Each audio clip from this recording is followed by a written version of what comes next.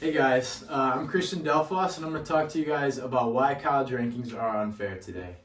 So college rankings are a lot like picking a kickball team, right?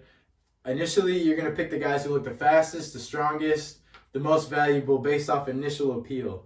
But in reality, your team is going to depend, the success of your team is going to depend on the weather that day, your opponent, the teammates you already have are all going to influence who you pick. So don't let that annoying friend, the college ranking system, get in your ear and tell you who to pick when you know the best pick for yourself and your team.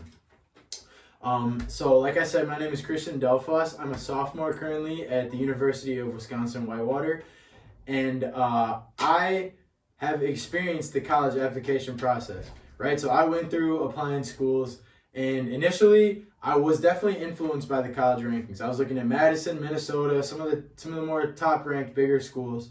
I ended up here. It wasn't necessarily because this was my first choice, but I'm 100% glad that I ended up here because it's a great deal. The opportunities per individual are just outstanding, and I don't think I would have a better fit anywhere else. So yeah, I have personal experience in this. But college rankings are unfair. One, because a high ranking does not mean a good individual fit. Two, there are different systems and they all have different flaws. And three, the presence of actually having these college rankings is more harmful to the students than it is helpful at the end of the day. So to start, a high ranking does not equal a good individual fit, and that is because these rankings are highly generalized and they do not take into consideration anyone's individual needs, right? And college students are coming from all different backgrounds, living in all different places, have all different career paths that they're considering, and they all have different individual needs. Someone named Amrit Aluwalia, who works at a higher education tech firm, he says that higher rankings don't have any correlation with a good education or a student's success. And that is because these rankings don't consider the things that are really important to a student, like flexibility of tutoring, affordability, quality of programs as they relate to actual jobs, you know what I mean? Flexibility of scheduling, all that type of stuff. So, and then another person named Pierre Huguet, who works at HNC Education, he says the same thing, that a higher college ranking does not correlate with a successful student or a good education. And his reason is because the higher ranked schools continue to get the most applicants as well as the most highly qualified applicants every year. Those applicants end up getting accepted and being successful at these schools, but the reality is these kids would be successful anywhere, and they're just making the school look good even if it's not the school's quality that is the reason the kid is successful. So the next reason that college rankings are unfair is because there are different systems and they all have different flaws.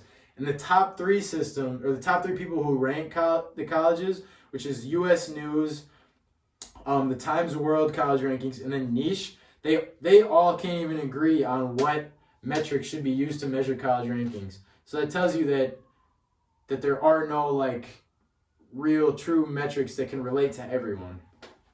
But to start, the U.S. News, their biggest flaws, they send out, so their biggest metric that they use, they send out thousands of surveys. They got 1,500 back out of 4,000, around 4,000 they sent out. And they are asking faculty members and professors to rank colleges.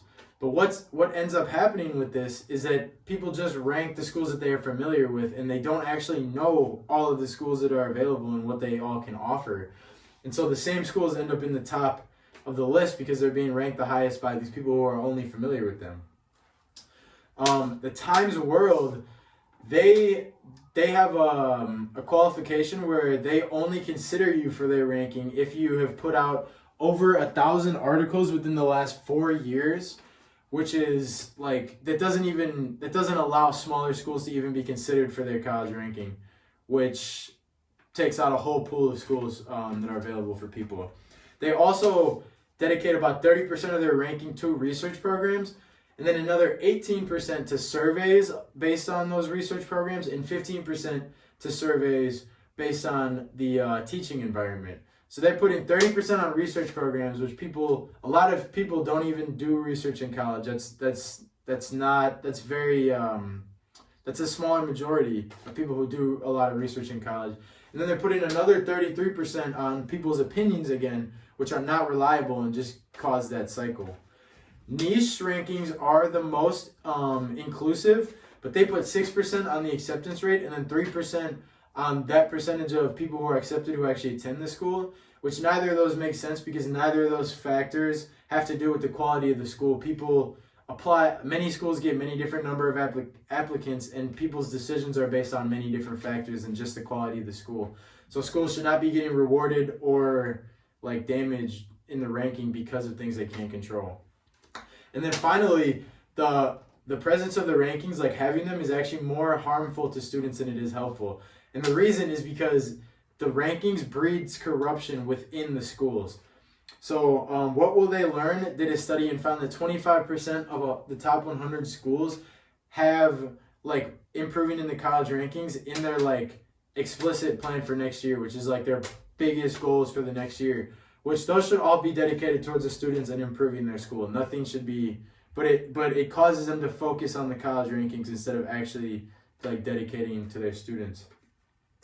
And then Brady Norval, who is the founder of Find a Better You, says that the systems are actually being paid by schools to rank them higher, which is like extremely corrupt. I mean, that's direct corruption, and it basically means that none of the rankings should hold any weight because they are just being paid off. So to conclude, like I said earlier, college rankings are extremely unfair.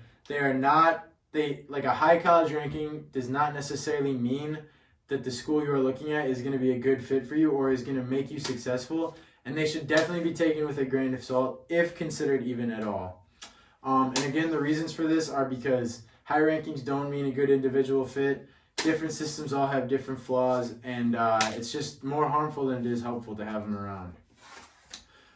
So knowing this, I'm hoping that you guys, my call to action here is to get these universities to stop responding to these ranking systems and to just get people to take the weight off of these ranking systems to be able to build a more even playing field for universities and students of all different backgrounds to find colleges and universities that will actually make them successful. So, thank you.